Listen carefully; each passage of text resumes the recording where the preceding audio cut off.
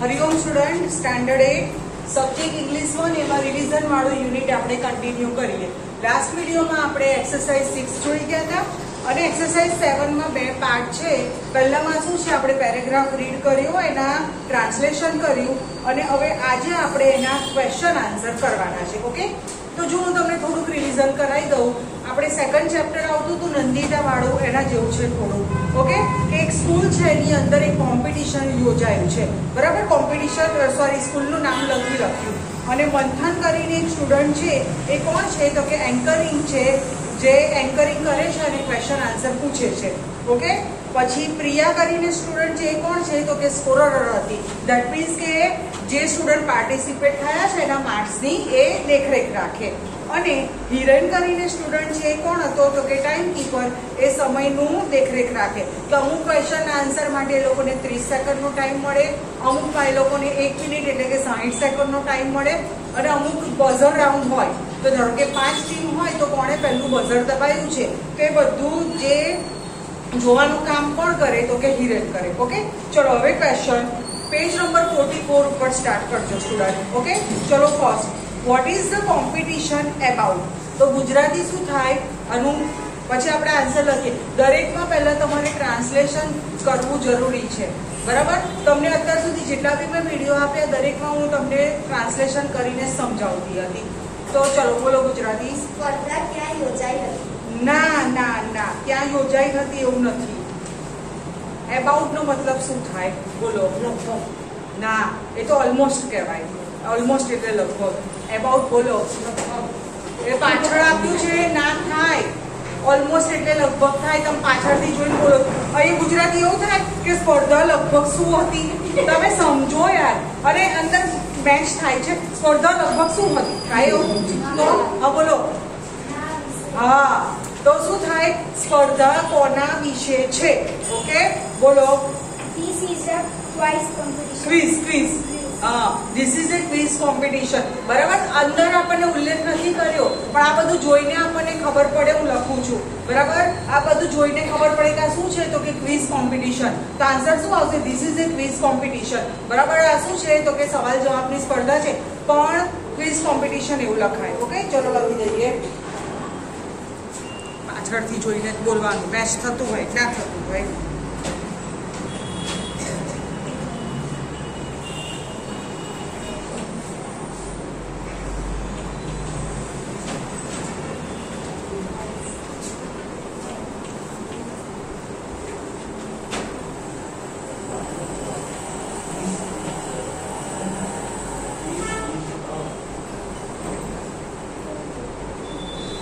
બરાબર, this is a quiz competition. ચલો next question, who will note the points in the competition? બોલો. પ્રિયા. આખો answer બોલો. Priya will not the points in the competition. હા, તમે લોકો વર્કશીટમાં બી આવી રીતે ખાલી એવું લખો પ્રિયા તો પછી 1 માર્ક્સ મળે. એકલી પ્રિયાનો 1 માર્ક્સ મળે ના મળે, અડધો જ માર્ક્સ મળે. ઓકે, ગુજરાતી કરું છું. જુઓ કે કોણ સ્પર્ધામાં માર્ક્સની દેખરેખ રાખનાર હતી અથવા કોણ દેખરેખ રાખનાર હશે? હા, તો શું થશે? પ્રિયા. તો Priya will note the point in the competition. Okay,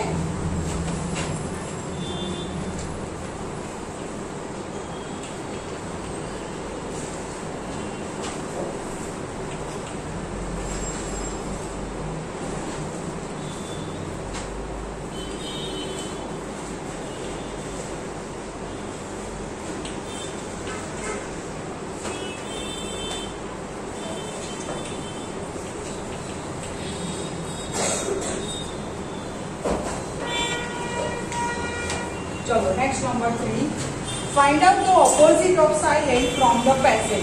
તો ગુજરાતી શું થશે? પહેલા ઓપોઝિટ નો મતલબ શું થાય? સહેલું છે. હા બોલો. પાછળ વિરોધી. ઓકે, સાયલેન્ટ નો મતલબ શું થાય?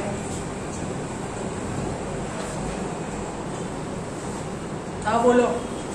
હા, તો ચલો સાયલેન્ટ નું વિરોધી પેસેજ એટલે જે પેરેગ્રાફ આપ્યો છે એમાંથી તમે લોકો ઓપોઝિટ શબ્દ શોધો. ઓકે, અમુક જણ તો સાયલેન્ટ જ બેઠા છે, જાગતા જ નથી, ઊંઘે છે, ખબર નહીં શું કરે છે. બોલો, તમને લાગુ પડે છે, તમે છો એવા. શું થશે? આટલી હિન્ટ આપું છું કે બીસી વાળી કોમ્પિટિશન છે ને, એટલે પેલી લાઈફ લાઈન આપવી પડે ને. બોલો પાછળ. ટોકેટિવ. શું બોલાય? ટોકેટિવ. ઓકે, તો શું થશે? The opposite of silent is talkative. Okay, હું લખું છું. ચલો,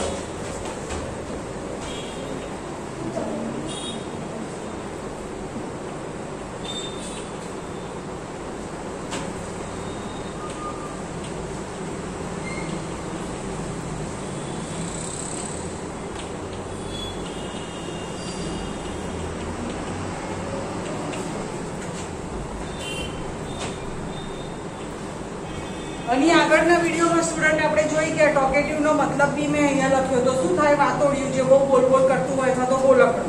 okay, next, list the competition held in your school. પહેલું ચલો ટ્રાન્સલેશન કરો. લિસ્ટ નો મતલબ શું થાય? યાદી. બરાબર? ઓકે, હેલ્ડ એટલે HLD હોલ્ડ છે એનું, એના ઉપરથી છે. તમારી સ્કૂલમાં જે સ્પર્ધા યોજાતી હોય એની યાદી એટલે કે લિસ્ટ તૈયાર કરો. ઓકે, તો અત્યારે 2 વર્ષથી તમે સ્કૂલમાં નથી આવતા, પણ એની પહેલા તમને ખબર છે કે આપણે સ્કૂલમાં બધી બહુ કોમ્પિટિશન થતી હતી. ઓકે, ચલો આપણે 5 નામ લખીશું. બોલો ફર્સ્ટ. હા, 3 બોલો. એક બોલો, બધા સ્ટુડન્ટને ચાન્સ મળે. ચલો, ડ્રોઈંગ. ઓકે, ચલો લિસ્ટ બનાવીએ. એક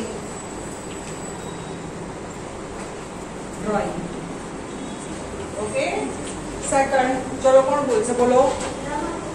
રમતોત્સવ. પણ એને શું બોલાય ઇંગ્લિશમાં? આ ગુજરાતી પીરિયડ નથી ભાઈ. રમતોત્સવ એવું લખવું અહીંયા. શું બોલાય? રમત તો ગુજરાતી, અરે ઇંગ્લિશ નથી આવડતું. બોલો. હે?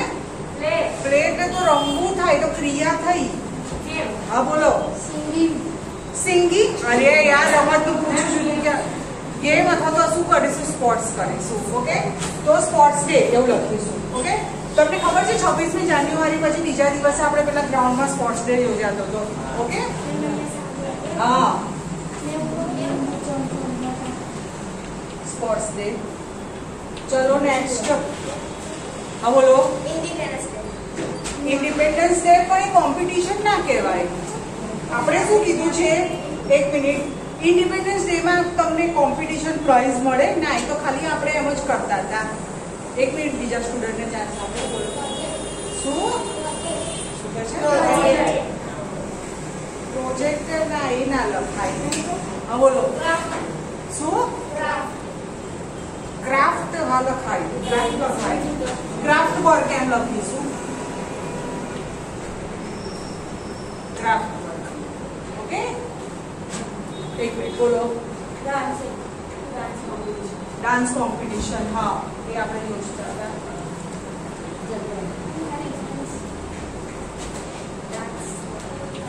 લખવામાં આળસુડાઓ છો. હા, સારું. હા, બોલો. હેન્ડરાઇટિંગ આવે, એસે આવે. બરાબર? નિબંધની ખબર છે થાય છે ને. અને બધાનું તમને 5 મહિનામાં આપણે પ્રાઇઝ ડિસ્ટ્રીબ્યુશન ડે હતો, જેને ઇનામ વિતરણ ડે. ઇંગ્લિશમાં શું કહેવાય? Price distribution day. ડિસ્ટ્રીબ્યુટ મતલબ શું થાય? વહેંચણી કરવી. બરાબર? તો ચલો, શું થશે? એસે અને તું કયું બોલી હતી? હેન્ડરાઇટિંગ. ઓકે, હા, તમારે જે લખવું હોય લખો. ઓકે,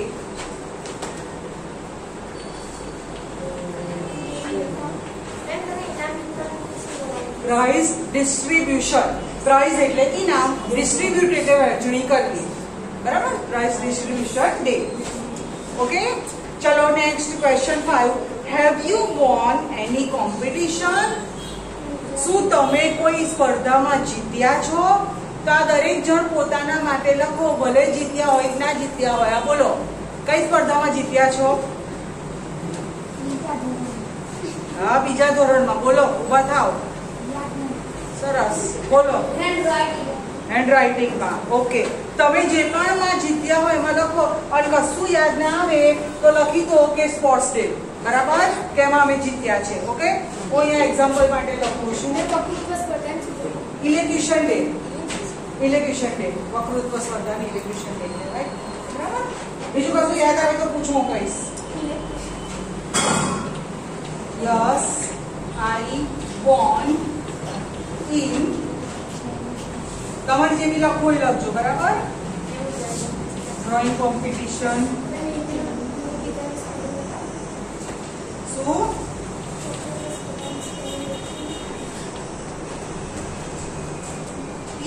ELOCU,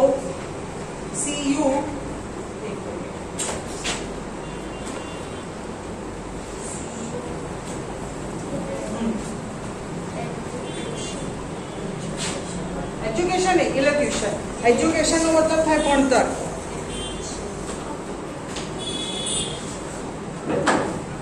ચલો હવે કશું યાદ આવે છે પૂછવાનું? ચલો નેક્સ્ટ. ચલો ક્વેશ્ચન 6 મોટો છે. If there is a quiz competition in your school, if નો મતલબ શું થાય? IF થી ક્વેશ્ચન સ્ટાર્ટ કર્યો છે. if નો મતલબ શું થાય? પાછળ જોશે. આ જુઓ જુઓ, હું જો પાછળ આપ્યું છે નથી ને? હા, બહુ સરસ. જે તમને અંદર હોય ને પાછળ ના જોવું જોઈએ, તો તમને આમ જાતે આવડે એમ. if નો મતલબ થાય જો. શું થાય? જો. જો there is a quiz competition in your school, જો તમારા સ્કૂલમાં ક્વિઝ કોમ્પિટિશન હોય તો whom will you choose as an anchor? whom એટલે કોને. તમે એન્કર તરીકે કોને પસંદ કરો? why and why, કેમ? બરાબર. તો જાતે તો અહીંયા તમારે જેનું બી નામ લખવું હોય એનું લખી દો. તમારા ક્લાસમાં કોઈ સ્ટુડન્ટ ના હોય એનું નામ હું લખું છું. ઓકે, કોઈ બી લઈ દો. ધારો કે રાહુલ કરીને કોઈ છોકરો છે, એને આપણે એન્કરિંગ તરીકે પસંદ કરીએ. કેમ? કારણ કે હી હેઝ વેરી ટોકેટિવ, બરાબર, and good speech and good knowledge of about every field. બરાબર. શું થાય કે એની સ્પીચ ઘણી સારી છે, તે વાતોડિયો છે અને તેને દરેક ક્ષેત્રનું શું છે? સારું નોલેજ છે. ઓકે, બરાબર. તમારે જેનું નામ લખવું હોય, તમારું પોતાનું નામ લખવું હોય તો પણ લખો. બરાબર. હા,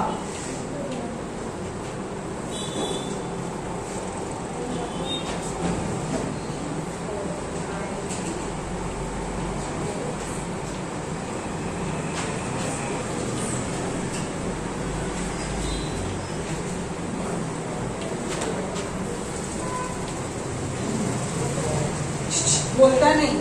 ઊંધી ફરીને લખું એટલી વારમાં મોઢા ચાલુ થઈ જાય છે. આ બાજુ જતો રહે.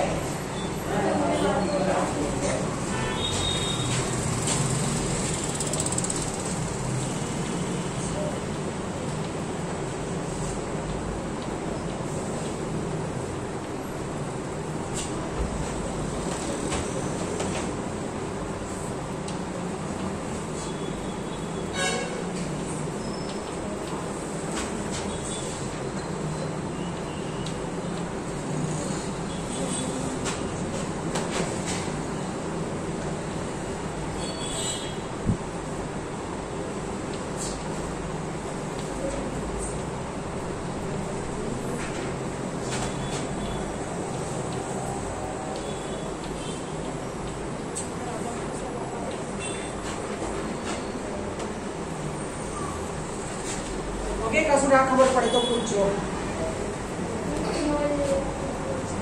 ગુડ નોલેજ એટલે સારી જાણકારી.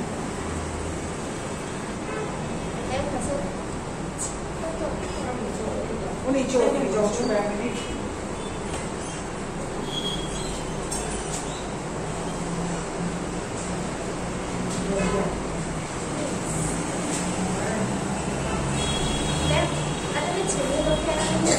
એવરી ફિલ્ડ એટલે દરેક ક્ષેત્રમાં સારી જાણકારી છે.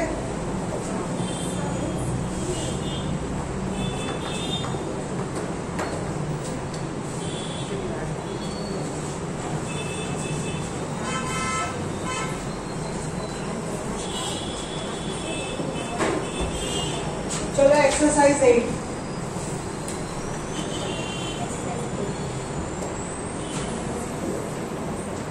સાંભળો, એક્સરસાઇઝ 8 લાંબી છે તો આપણે નેક્સ્ટ વિડીયોમાં જોઈએ. આજે એક્સરસાઇઝ 9 કરી નાખીએ, એ થોડા વખતમાં કમ્પ્લીટ થઈ જશે.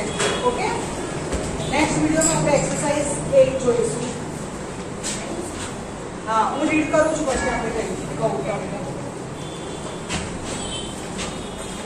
જો ચલો સામેના પેજ ઉપર છે પેજ નંબર 45 મંથન wants to draw A picture of rally okay પેલું રેલીનો મતલબ શું થાય આમ ના એ રેલી કાઢીએ નહીં અહીંયા એ રેલીનો મતલબ થાય કલેક્શન કરવું સંગ્રહ કરવું એકત્રિત કરવું બરાબર તો એને શું છે કે દોરેલા ચિત્રો છે એનું શું કરે છે કલેક્શન કરે છે સંગ્રહ કરે છે which was held by his school on no plastic day તેની સ્કૂલમાં એક સબ્જેક્ટ હતો નો પ્લાસ્ટિક ડે બરાબર કે પ્લાસ્ટિક વાપરવું નહીં એવો દિવસ તો એના ઉપરના જે ચિત્રો છે એનું શું કરે છે કલેક્શન કરે છે અહીંયા રેલીનો મતલબ થાય રેલી કાઢવી નહીં પણ શું કરવું સંગ્રહ કરવું એકત્રિત કરવું ખ્યાલ આવે છે હું તમને શું કહું છું okay can you help him to make some slogan સ્લોગનનો મતલબ શું થાય સૂત્રો તમે ઘણી વખત બહાર ગયા હો તો તમને સૂત્રો દેખાય છે ને અહીંયા બોર્ડ ઉપર ને લખેલા હોય છે કે અહીંયા ગંદકી કરવી નહીં સ્વચ્છતામાં પ્રભુતાનો વાસ આપણે સ્કૂલમાં બી ઘણી બધી જગ્યાએ લખ્યા છે સ્લોગન બરાબર તો તમે એને અમુક સૂત્રો લખવા માટે મદદ કરશો ઓકે તો જુઓ પિક્ચર જુઓ તમને સમજાવું પછી આપણે લખીએ write some more slogan in English જો પહેલું શું બતાવ્યું છે પ્લાસ્ટિકની બેગ બતાવી છે અને ત્યાં ચોકડી જેવું માર્યું છે એનો મતલબ શું થાય બોલો હા પ્લાસ્ટિક બેગનો ઉપયોગ કરવો જોઈએ નહીં આપણે ઇંગ્લિશમાં લખીશું હા don't use the plastic bag okay ચલો ડુ નોટ લખો અથવા તો ડોન્ટ યુઝ બરાબર જે બી લખવું હોય લખો શોર્ટમાં લખવું હોય તો ડોન્ટ લખો લોંગમાં લખવું હોય તો ડુ નોટ બરાબર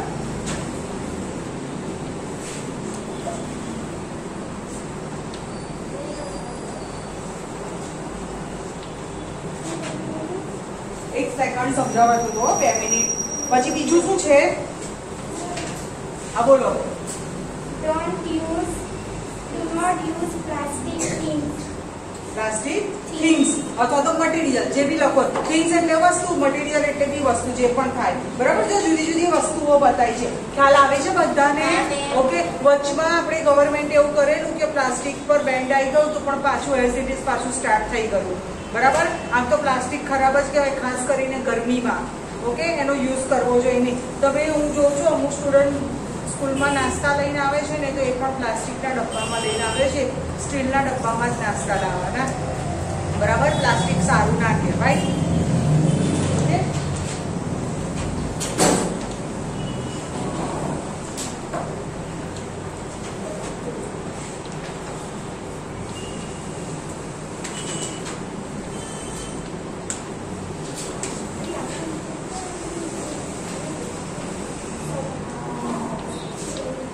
થિંગ્સ લખો અથવા તો મટીરીયલ્સ લખો નેક્સ્ટ નંબર 3 વચ્ચે ડિસ્કસ ના કરો આ બોલો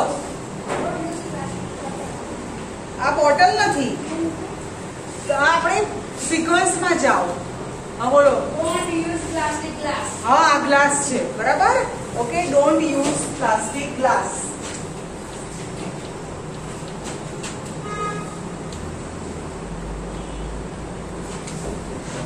અથવા તો બીજું શું લખાય કે don't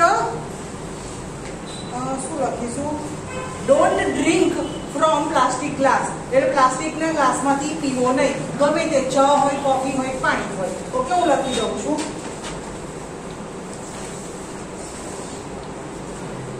don't drink from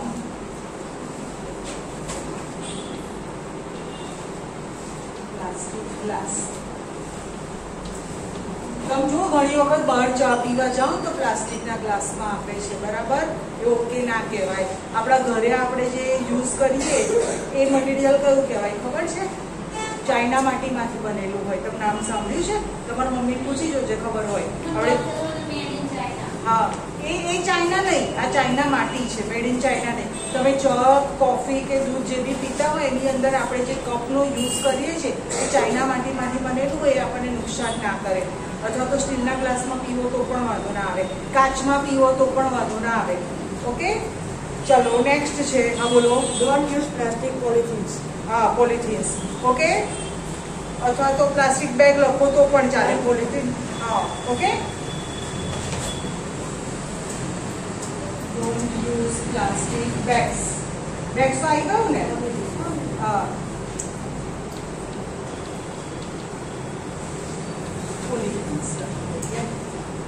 okay, પછી નેક્સ્ટ ફોટો. હવે કયું આવશે જોઈને જ ખબર પડે છે. હા બોલો. હા, હવે આ બોટલ છે. ઓકે, તો લખી દો.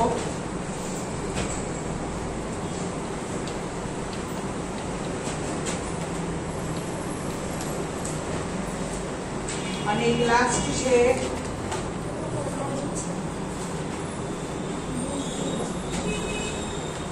શું થશે બોલો બોલો. ડોન્ટ યુઝ પ્લાસ્ટિક તો છે, પણ આ શું કર્યું છે ખબર છે? લોકોએ જુદી જુદી બોટલ્સ છે ને એને થ્રો કર્યું છે, ફેંક્યું છે. હવે ફેંક્યું હોય એ જગ્યા કઈ કહેવાય તમને ખબર છે? બોલો. શું? જંક યાર્ડ કહેવાય, ગાર્બેજ કહેવાય, અથવા તો ડસ્ટબિન કહેવાય, ગમે તે કહેવાય. ઓકે, તો હવે સેન્ટેન્સ બનાવો કે પ્લાસ્ટિકનું મટીરિયલ વેસ્ટ જગ્યા પર ફેંકો નહીં. તો શું થશે? Don't throw plastic material in garbage box, બરાબર, અથવા તો ડસ્ટબિન અથવા તો જંક યાર્ડ, જે બી કોઈ ચાલે. ઓકે, ખ્યાલ આવી ગયો દરેક જણને?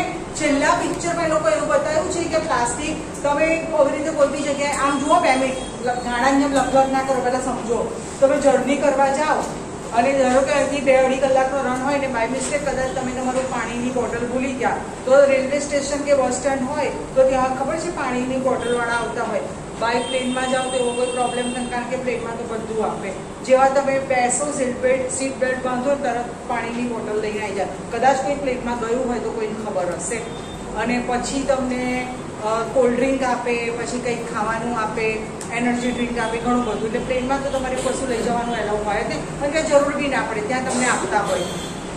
પણ તમે બાય રોડ જર્ની કરો છો, બસમાં કે ટ્રેનમાં, તો પછી તમે ધારો કે આટલી બિસ્લેરીની બોટલ લીધી, પાણી પીધું અને પછી શું કરે? કોઈક જગ્યાએ ડસ્ટબિન દેખાય ત્યાં થ્રો કરી દે. પણ આપણી ઇન્ડિયાની પબ્લિક તો એટલી અનએજ્યુકેટેડ છે ને કે ડસ્ટબિનની બી રાહ ના જોવે, પાણી પીવે, સીધું બારીમાંથી થ્રો. બરાબર? ઘણી વખત કોઈકના માથા ઉપર બોટલ પડે. બરાબર? ઓકે, એટલે એ બહુ ખરાબ વસ્તુ છે. બરાબર? એટલે શું કહે છે કે એને ગાર્બેજ બોક્સની અંદર બી થ્રો કરવાનું નહીં, યુઝ જ નહીં કરવાનું, પછી થ્રો કરવાની વાત ક્યાં આવી? ઓકે, તો ચલો લખી દઈએ.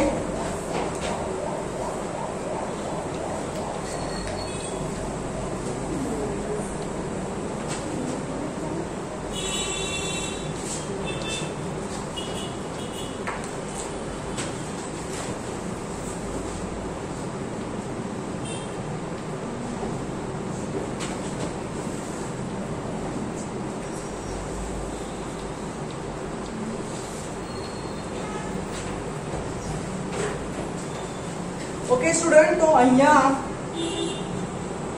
આજે આપણે એક્સરસાઇઝ 7 ની અંદર જે ક્વેશ્ચન આન્સર હતા એ જોઈ ગયા, અને એક્સરસાઇઝ 9 માં તમને પિક્ચર સમજાયા અને એને રિલેટેડ અમુક સેન્ટેન્સીસ લખ્યા. હવે આપણે ઇંગ્લિશ 1 માં ફર્સ્ટ સેમિસ્ટરમાં 2 જ એક્સરસાઇઝ રહી છે. એક્સરસાઇઝ 8 ક્વિઝ અને exercise 10 use the dictionary to complete the table. બરાબર? એ આપણે નેક્સ્ટ વિડીયોમાં જોઈશું. આજનો વિડીયો અહીંયા કમ્પ્લીટ થાય છે. જો કશું રહી ગયું હોય તો વિડીયો પોઝ કરી અને લખી દેજો.